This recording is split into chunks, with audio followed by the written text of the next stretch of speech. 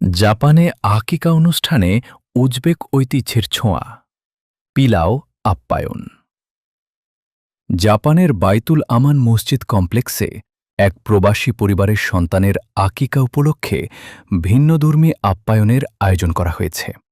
অনুষ্ঠানে অতিথিদের মধ্যে এশিয়ার, বিশেষ করে উজবেকিস্তানের জনপ্রিয় ও সুস্বাদু ঐতিহ্যবাহী খাবার পিলাও দিয়ে আপ্যায়ন করা হয়।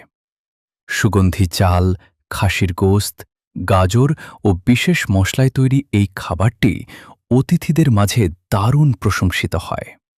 সুস্বাদু খাবারের পাশাপাশি প্রবাসী ও স্থানীয় মুসলমানদের আন্তরিক উপস্থিতিতে অনুষ্ঠানটি দারুণ এক ভ্রাতৃত্বের মেলবন্ধনে পরিণত হয়।